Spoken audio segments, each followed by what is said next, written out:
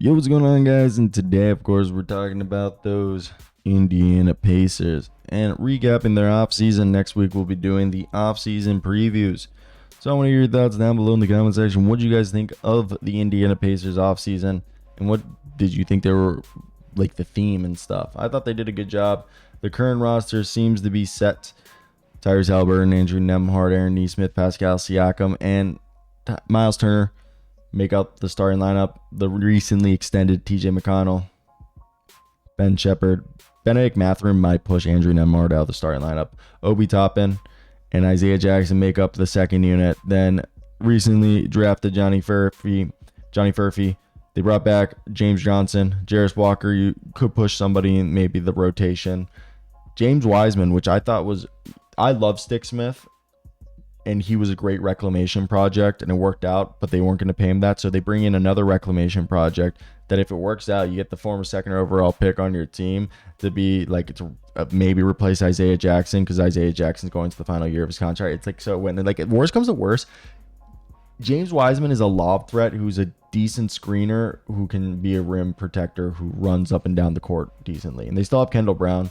I love Enrique Freeman. I knew they were going to draft him since April, and he's phenomenal. He's going to be great for y'all. Tristen Newton's a good player. Quinn Jackson and Cole Swider are probably going to duke it out for a roster spot. So same thing with Kendall Brown. So let's just get right into it. And like, what was the theme? What went on this offseason? So they extended Obi Toppin or re-signed him. Same thing with Pascal. Signed a 2-year deal with James Wiseman. Second round pick Furphy. Second round Newton. Second round Enrique Freeman. It was fun. And we obviously knew when they traded for Siakam that they were going to re-sign him, and they were able to give him the contract he wanted and avoided adding a $56 million salary in the fifth season. So having a guy like Siakam who shot 55% from the field, 38% from three, and had a 58% effective field goal percentage with the Pacers in 41 games, he's a solid player. And as well as getting Obi Toppin to come back and getting all these guys to re-sign and come back and stay below the luxury tax is kind of an under the radar move. By the way, Toppin averaged 10.5 points and one of 17 players to have appeared in all 82 games. Now, Andrew Nembhard is going to be somebody who's going to have to get an extension. They also gave one to McConnell, who he averaged career high 11.5 points and 5 assists in the playoffs, and he was the first player to have 10 assists off the bench in multiple games in a single postseason since Lou Williams did it, according to ESPN. And he was so fun. And with Tyrese Haliburton, you have to maximize this roster, right? Like, this is a good team with a lot of young guys. We talked about it earlier with the Miami Heat, but the Pacers are another team that have done a really good job of mixing young and old. Like, at this point, everybody on their all right, look how many guys they have on their second contracts: Tyrese Haliburton, Aaron Nesmith, Pascal Siakam, Miles Turner, TJ McConnell, Obi Toppin, Obi Toppin, and I guess we'll throw in James Johnson there and James Wiseman. So they technically, I'll take James Wiseman off because he's a young guy. So they have 7 guys who are vets. And then you put Wiseman, Walker, Furphy, Kendall Brown, Jackson, Ben Shepherd, Benedict Mathurin, Andrew Nembhard. That's already 8 guys. And then you still have the two-way guys. So crazy how they've been able to merge 2 timelines. And people aren't talking about it. People are talking about everybody else. But that's just because we know what sells and what doesn't sell. Now, the fact that their one departure this offseason was Jalen Smith and the one notable addition is James Wiseman's wild, but this is a team that made it to the Eastern Conference Finals last year. And I think they are still like behind the Bucks. Like, I think they're better than Bucks, personally. I think the only teams that threat them in the East are obviously the Celtics, Knicks, and Sixers. I think are the ones that are clearly ahead of them. But outside of that, I think the Pacers and Cleveland are neck and neck as the 4th best team in the East.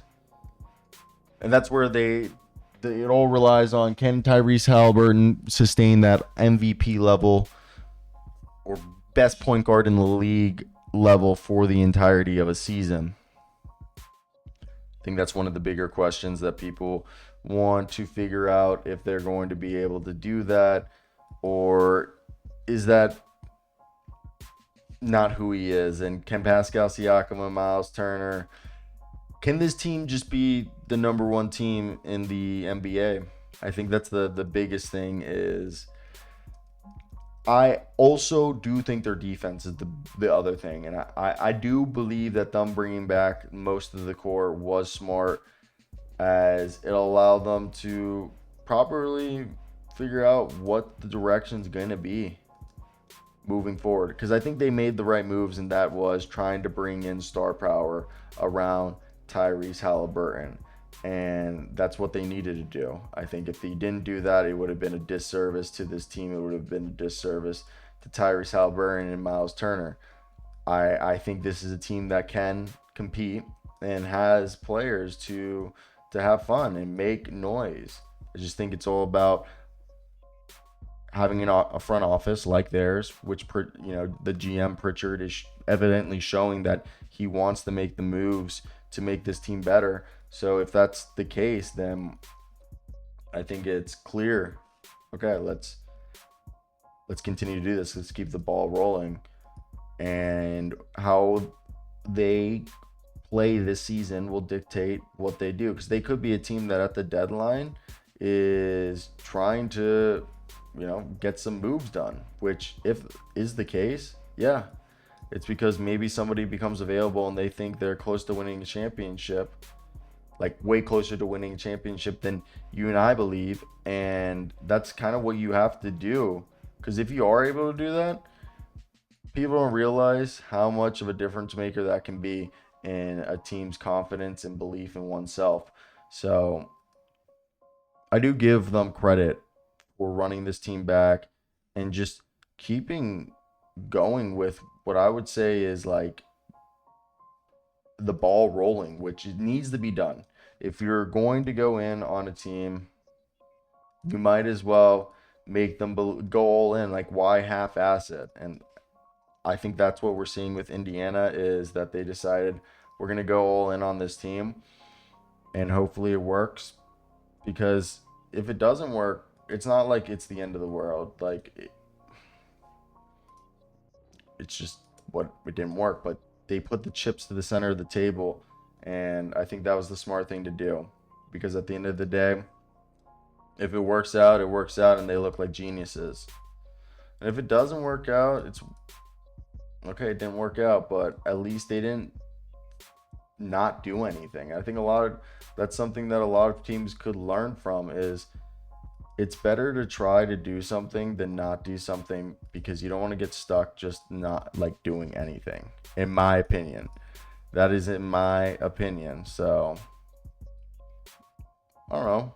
Let me hear your guys' opinions.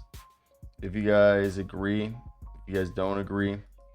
I do think it's a funny place we live in, and with the way that the NBA is going, I just think with time we're gonna see if the Pacers built the right way, because I personally think they are building the right way.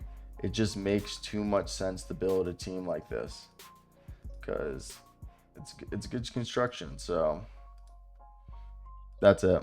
That's my 2 cents. Thanks for coming to my TED Talk. Bye, guys. Cheers.